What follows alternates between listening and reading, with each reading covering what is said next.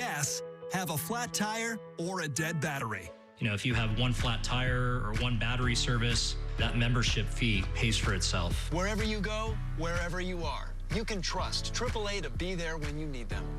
Call AAA today and find out how much you can save. Looking for a smarter way to mop? Try the Swiffer Power Mop. An all-in-one cleaning tool with a 360-degree swivel head that goes places a regular mop just can't. Mop smarter with the Swiffer Power Mop. When you get hurt in a car accident, do you know who to call? You call the Law Brothers. Everybody knows that the Law Brothers are the #1 car accident attorney. Everybody knows. We've helped so many people over the years, we've probably even helped someone you know. The call and consultation are always free, and they can come to you at your home, the hospital, or wherever you are. Everybody knows that. We're the Law Brothers. Accident or injury, lawbrothers.com.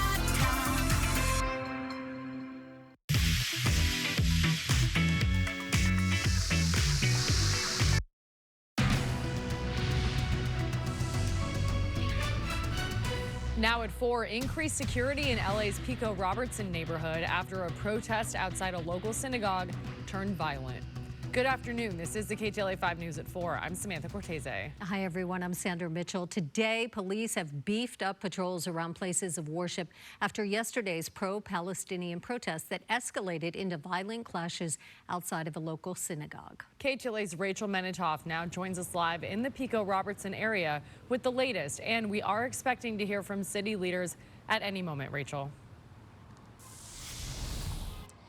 Sandy, that's right. We're right outside the Museum of Tolerance, where we're anticipating a press conference with Mayor Bass and city leaders at any moment now. In response to yesterday's violence, she has since condemned the anti-Semitism on display and has promised to hold those responsible accountable.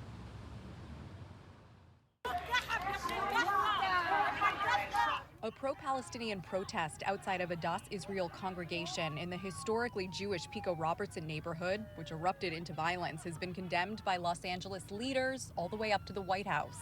President Biden, taking to Twitter, says the intimidation of Jewish congregants is, quote, dangerous, unconscionable, anti-Semitic, and un-American. LAPD says members of this pro-Palestinian group went to the synagogue to protest a specific event, which was advertised as providing information about how Americans can purchase property in Israel. Witnesses say demonstrators who oppose the Israel-Hamas war and Israel's military campaign in Gaza blocked the entrance to the synagogue Sunday afternoon, and what ensued was violent brawling and one arrest. But many within the Jewish community say a place of prayer isn't the place for politics. I understand if people want to protest Israel at maybe like the Israeli consulate in LA, but this is a synagogue, and like I'm here this morning to pray to my God, not to advocate for my personal political beliefs. Leaders were quick to condemn the violence, Mayor Bass calling it abhorrent and saying blocking access to a house of worship is unacceptable. But many, Josh Golcha included, say the police response was underwhelming and say elected officials knew about the possibility of protests and did little to prepare. I think that the lack of attention towards the Jewish community and all the rage of anti-Semitism all along this boulevard is really rampant. Naftali Sherman came by when he heard about violence erupting in his neighborhood. He says he then found himself in the middle of a group of people punching him to the ground. He's covered in blood. He emerged bruised and with a broken nose. I remember feeling the feeling of like just a bunch of a lot of blood just coming down. I hope that they figure out a system how to get it more organized. This can't continue like this. And we're also expecting to hear from the interim police chief as well as members of the Anti-Defamation League and the Jewish Federation. We're going to bring you this news conference live as soon as it starts. We're live in the Pico Robertson neighborhood. I'm Rachel Menitoff. Sam, Sandy, back to you in the studio. Rachel, we'll cut in when that happens. Until then, planters designed to deter homeless encampments in Hollywood have been removed by the city. The planters were set up by local business owners last month along the sidewalk of Sunset and Highland. They claim the encampments brought dangers to people as buildings were vandalized and customers were threatened. On Friday, the city posted notices on the planters, classifying them as obstructions with no permits. But the business owners say the Planters were successful in resolving the problem. KTLA's Jennifer McGraw is there, and we'll have a live report at 4:30.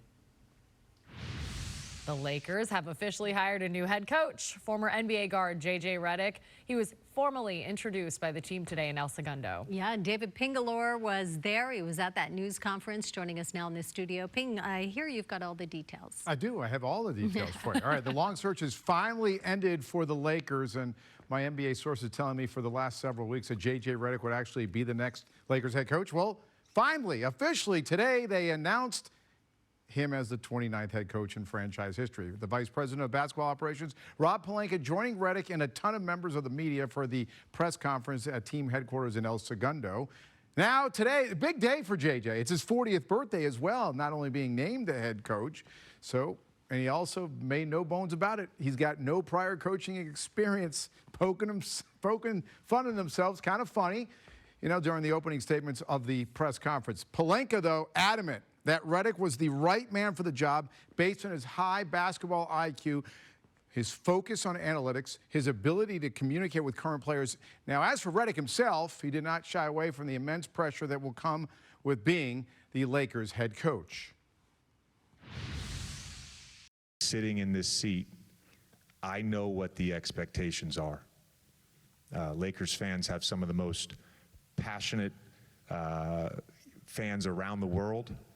And the expectation is a championship. And so it's my job, it's our staff's job, it's Rob's job, it's all of us to deliver a championship caliber team. That's what I signed up for. All right, so Redick joins a very small group of first-time NBA coaches that have no prior coaching experience. Now, he has 15 seasons playing in the NBA. He was also asked about a number of times about his lack of coaching experience during the presser, as well as what he thought of what the media and fans have said about him over the past few months since his name has been linked to the Lakers job. Ready for this? JJ, go. I really don't give a like, honestly. I want to coach the Lakers. I want to coach the team. I don't want to dispel anything. I don't. I want to become a great coach in the NBA, and I want to win championships, and I want my players to maximize their careers. That's all I care about. JJ is very fiery. I remember when I was in Orlando, he was drafted by the Magic. He was there for 7 seasons, so you're going to see a lot of fire on the sideline. And speaking of what they have to do moving forward, he got the draft on Wednesday and Thursday. He needs good assistant coaches. So I just X'd out, tweeted out, whatever you want to say, names that you have not heard yet. Most likely will be, according to my NBA sources, his 2 lead guys will be Dwayne Casey, former Pistons head coach. He moved to the front office with Detroit, and Tim Moran. Right now, he is the Portland Trail Blazers G League head coach. So those are 2 names that you will see surface here in the next couple of days that nobody's really talking about except right here on KTLA 5. I'll see you guys in a bit. You Z'd. I Z'd it, whatever you want. X'd it, whatever you want to call it. You've been right so far. Bye. Thanks, Ping. Yes. You Z'd. I don't know. All right, fires across California have been keeping firefighters busy. According to data compiled by the LA Times, at least 30 wildfires burned more than 90,000 acres this year. That is a lot more than previous years. The boom in wildfires this early in the summer really causing concern about what the rest of the season will bring. There's a new study published in the journal Nature, Ecology, and Evolution. It shows the frequency and the magnitude of wildfires around the world has doubled in the last 20 years because of climate change. Birthday girl